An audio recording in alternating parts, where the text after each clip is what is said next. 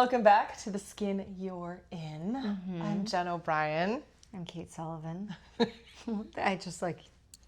We are here today to share a story. And since we started recording this podcast, I have a surprise question for you every time. Okay. Surprise question today. And the only rule is the answer can't be related to like what I do here. Okay. Okay. The question is, what is something that you've changed your mind about recently? Oh, wow. That is a tough one. Oh, okay. You have one? Yeah. All right. I've decided that I don't need to drink coffee anymore. Oh. Which is insane. That is... Because that's been my whole life. Yeah. And here's what happened. I was drinking our coffee at home, and we have a fancy coffee maker. Mm-hmm. I don't like it. I just don't like it. It doesn't taste good. It doesn't taste like when you go out, whatever. And I was like, I'm not drinking this coffee anymore. It's gross. It wasn't pleasant for me. Mm-hmm. So then I stopped drinking it, and then I got instant, and I was like, if I need something, I'll do instant. But then I was like, I don't really need it. And it's been It's 2 like a waste weeks of time. where I'm like, I don't even need it. Now it's more just pleasure if I want it. Mm-hmm. But I haven't, so I've changed my mind that coffee is something that I need to get me going during the day. Interesting. Mm-hmm. Interesting. Isn't that nuts? So the reason I came up with this question, Okay. one of my favorite podcasts, do you know who Adam Grant is? I don't think so. He's a sociological researcher. He has a podcast, and he has another podcast with Brene Brown. Do you know who she is? Of course. Yeah. Yes. So he wrote a book called Rethinking. Okay. His podcast is called Rethinking. The book that he wrote is really great. I recommend it to anybody, honestly. It's about how, the more certain you are, the less you probably understand.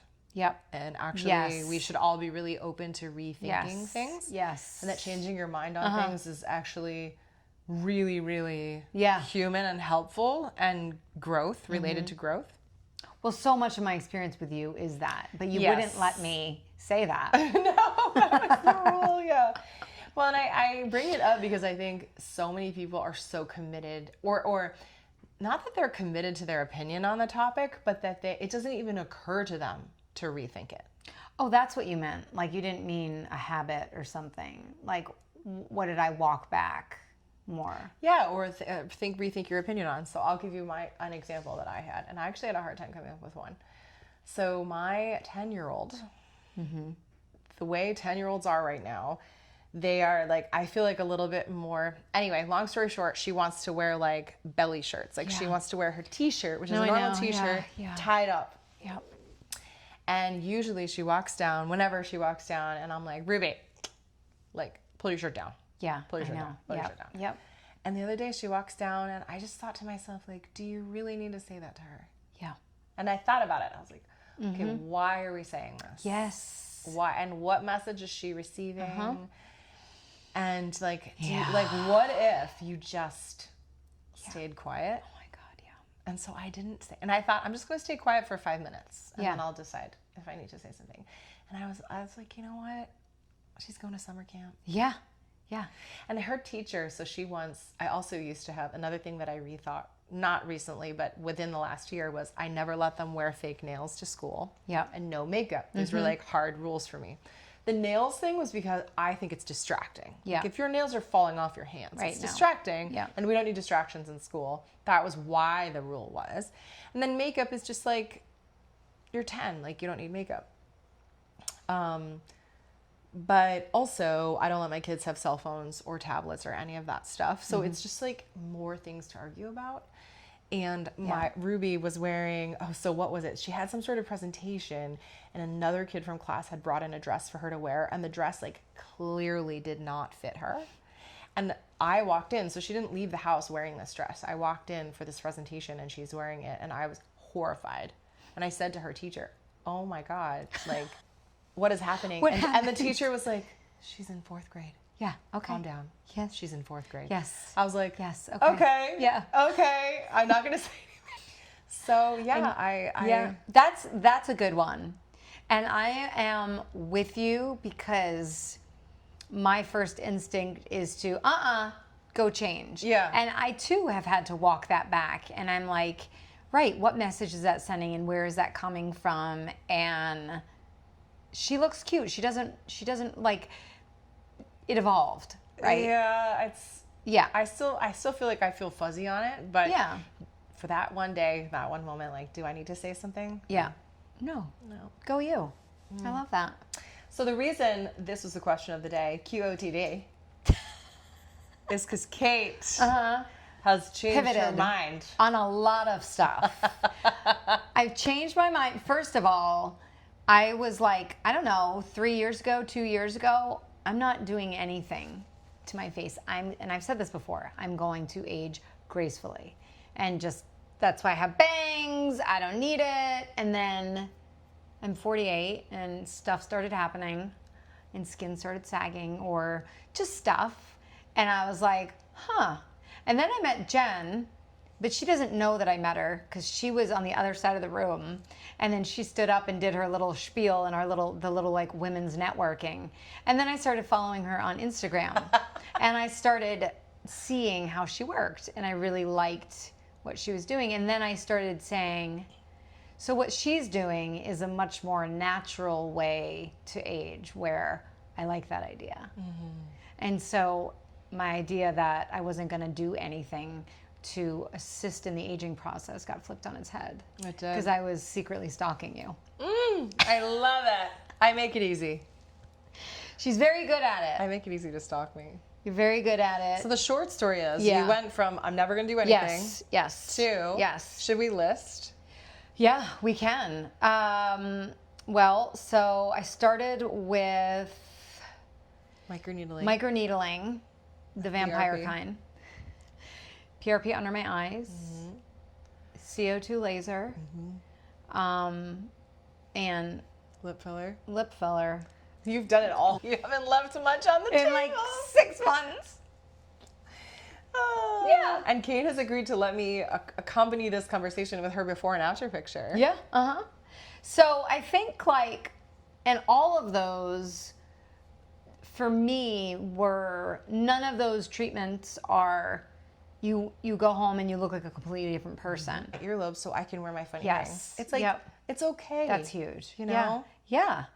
And what other people are doing, like, it shouldn't be that upsetting. Just don't do it if you don't want to. I mean, I guess there are definitely people who feel like pressured to, I don't know, are there? I don't feel pressured to do anything. Yeah, I don't feel pressure to either. I think We that also live in southern New Hampshire, which is very live for your die. Live for your die. we're very bougie bitches. and we're very, like, if you look at us, we're very bougie. And I'm really, like, very salty. Nobody cares. No one cares. I But mean, there are other parts of the country I think yes. you would get pressured. And I think it depends on who you are. I think it depends on your level of self-confidence, and that's just the way that it is. Yeah.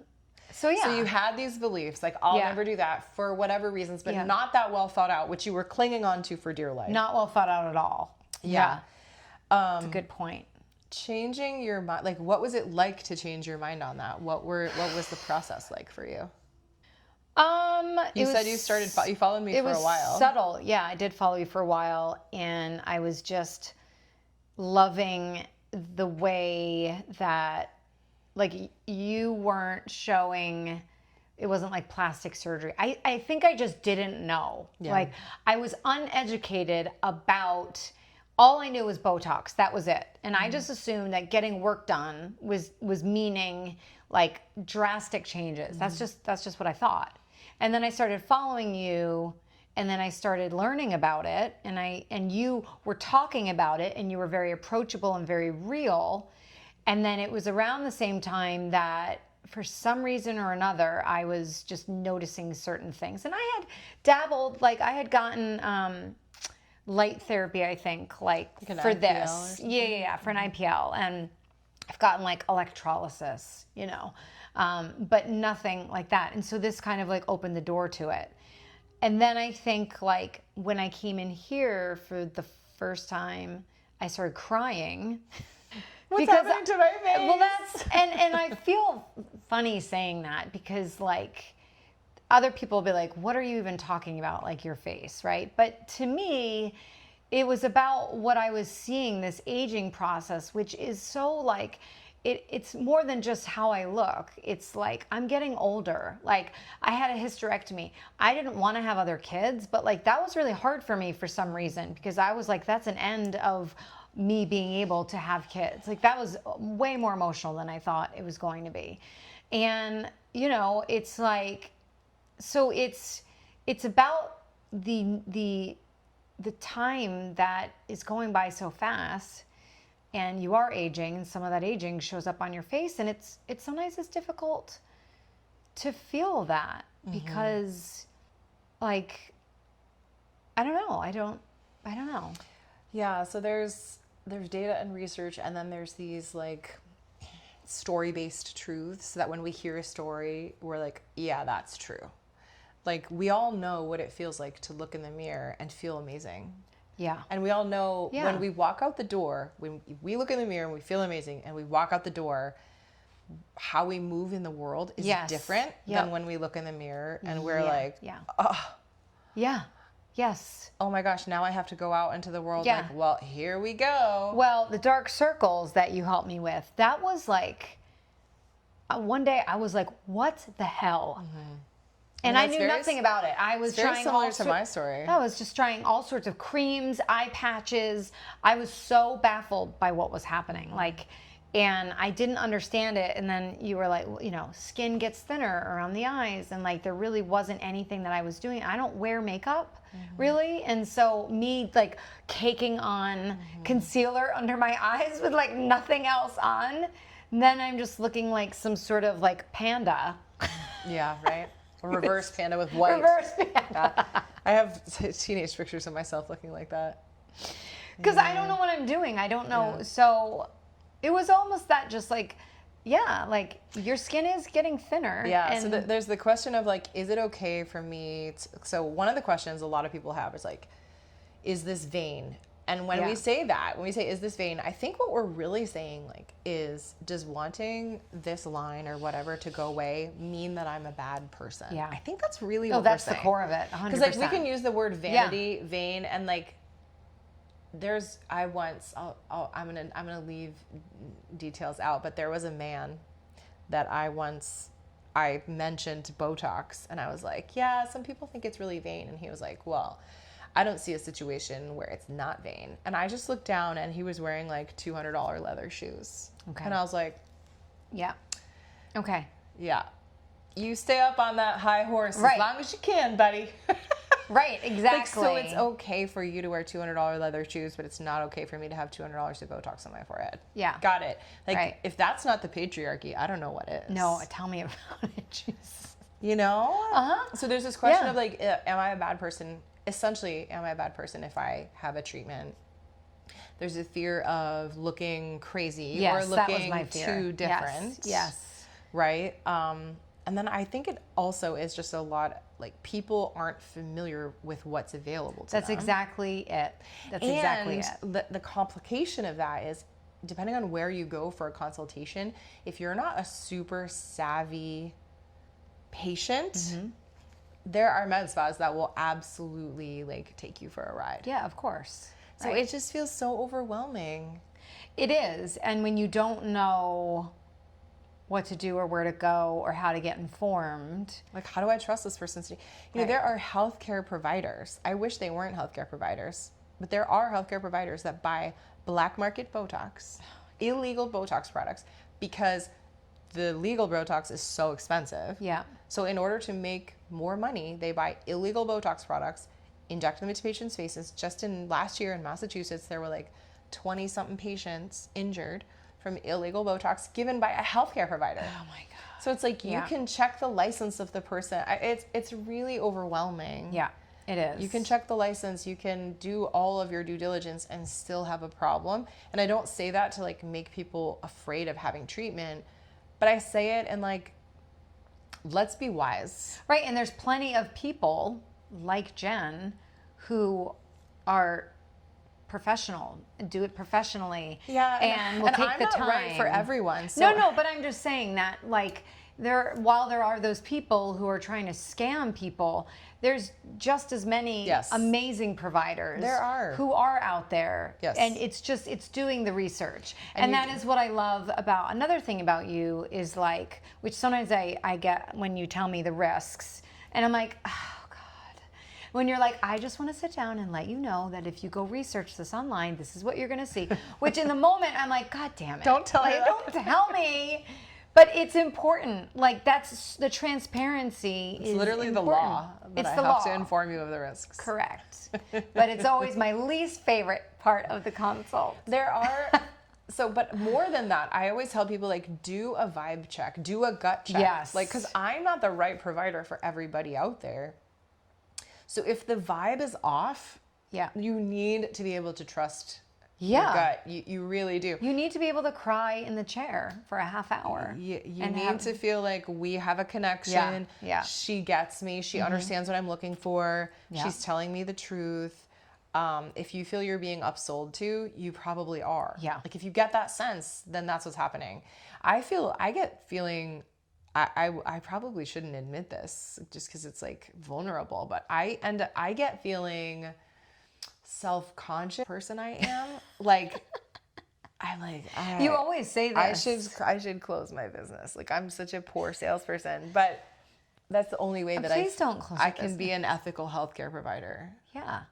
Well, because I'm constantly talking people away from things. And I think that is actually part of why people like coming to you. It is the no, we don't have those nails in our store, but go down the road to John, he has them. Well, you know who I'm going to remember to come back to? Well, because you were helpful. Yeah, I just think true. like I got upsold like 2 weeks ago with a doctor experience that I was not expecting. I told you about this, right? And it just left a really bad taste in my mouth. And it made me feel like, and I was really enjoying you, and I still can, but she very quickly upsold me on like something that is $3,000 that I went home and researched, and I was like, this is not for me. Yeah. But it was like right on the tip of her lips. Yep. And that is what I don't like. Yeah. And that is what I don't think your patients want either. Yeah. Well, it's a difficult, like the med spa, I'll call it an industry. I never refer to myself as a med spa. I don't really feel like I am a med spa. You're not. And I never refer to it as an industry. I call it a field of medicine because it is a field of medicine, but they refer to themselves as the med spa industry. Yes, they do. Which is very sales focused. Yep. Part of the reason for that is that it's really a top down. It was formed top down. It's like pharmaceutical companies created this stuff and then convinced doctors and nurses like, oh, you should sell this to your patients. This will be great. Which is why you see so many, like, we don't have a formal education pathway for aesthetic medicine in the US. Like if somebody refers to themselves as some like master injector, that's not a thing. That's a made up term. Okay, great. That's not a real term. Do people call themselves master injectors? Yes. Okay. That's not a real thing. You are what? You're a doctor or a dentist. I got kind of roasted on TikTok recently. Somebody was like, oh, so you were trained to do anesthesia and now you're doing Botox. How is that legal? And I was like, yeah, it's true. I'm happy to talk about my training. I'm actually extremely well trained to do this field of medicine, but the reality is I had to seek out private education for this field of medicine. Right, yeah. There is no formal education pathway. So the whole med spa industry is basically built by like pharmaceutical companies and medical device companies to sell stuff. And they're not really in it for the journey that you want to go on. They have zero. Like you are. They care about patient outcomes in as much as if they sell you something that burns you or like hurts you, it'll be bad for their business. Right, yes. But other than that, so they are incentivized to give you a good result, but they do not care. They don't spend 3 hours patients. with you. No, it's in and out. I recently spent 3 hours with the lip filler Not patient. Not me. Yeah. I probably came in under a close too. Because I thought my lips were going to be giant and I was very nervous. Yeah, so let's talk about the lip filler. Lip filler, something you never thought would cross your lips. No, that was not. Either figuratively or Yeah. Literally. Yeah. So how was the It wasn't experience? even on my radar. You were nervous. I was nervous, but I started noticing a lot of lines in my lips and just like feeling like my lips were just, ugh. And then I just reached out to Jen and I said, tell me about lip injection. And then we talked about it and she explained it to me. And in my mind, I was like thinking, so previously to this, lip injections were big, huge pufferfish lips. Which is what you see in the wild. Because here's why. There's a ton of people walking around that have lip injections and I don't know. Most of them? Right? Oh, that's true. That's what I mean. So it's so subtle that you don't see it, but all you see are the ones that are huge. And you're like, they definitely had. And that was that. So I wanted to try it because I noticed that the life was kind of going out of my lips, which I know sounds so silly, but like it just was something that I felt like my lips were just looking like dead or wrinkly. So yeah, I came in, I was really nervous. As with anything, because I didn't know what to expect. I don't like that. I don't like when I don't know what to expect. So now I've kind of like run the gamut. Like, you know, I know what to expect. So I was afraid that they were going to be blown up. I was afraid it was just going to go horribly wrong, that I was going to be the 0.0001% that had lumpy, bumpy lips. And so I was asking all kinds of questions, like what happens if they're bad? And then Jen was like, well, then we dissolve them. And then what happens if this? And then, so there was always something that you can do. And so I think just the hardest part was like the Novocaine, because I just hate needles. But I'm so grateful that you did that with me, and everything was, you know, numb my gums, numb my lips. She explained to me the blood vessels, that sometimes blood vessels go cray and you inject. Hopefully never, but it happens sometimes. And she had does a before and an after ultrasound, which is amazing. Like when I tell people that, they're like, that's amazing. Like very thorough. And I felt very confident with her. And we took time and I didn't feel a thing. And then it's been like a little bit over 2 weeks. And they look so good. I know they look so good. And I am they look like you. They look like me, and they're just like enhanced a little, like nice color. And I like love looking at them, and not like I'm like, sorry, hold my calls, I'm staring at myself.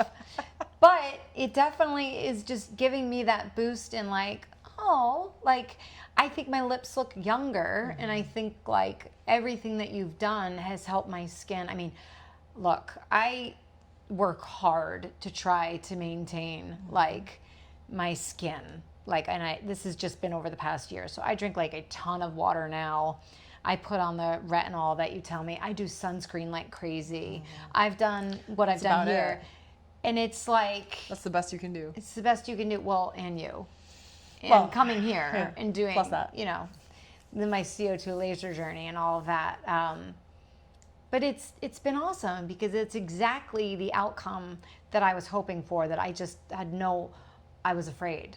And again, it's the subtleness. I want the subtleness, or the gradual kind of improvement. And I was telling her, my husband all of a sudden is like obsessed with me. Like he just was like, I don't know what it is. It's like, it's just, you just look, and I was like, yeah. I know. Sorry, it just... Tell me more. Yeah. And I'm like, dude, do you know how much attention I've been putting into these little things? So I'm so happy with it. Like, so happy with it. Well, thank you so much for sharing your story. I think stories go a long way helping people feel more comfortable. And again, like, I didn't know that it was that just tiny little boost in my lips that I felt like, you know, would really make me feel a little bit better. And it was everything I do with you, I love. Yay! Wow, I love coming to work. Yeah. It's my happy place. You're very good at. Please don't close your business because love you're it a bad here. salesperson. I'd have to move in because I just love it here. It's like if you haven't been here, you guys, it's so peaceful. Like good place to cry on the couch. I had tears in here earlier today. Been there? Oh my gosh. It's just very like peaceful and calm and white and beautiful and clean. Nothing medical aesthetic about it. Nothing. No med spa. No med spa. Blah, it's a dirty word. No, there's no med spa. You don't bring your punch card here. No. Ugh. Get 7 Botox, get 3 free. Ugh. Yeah. No.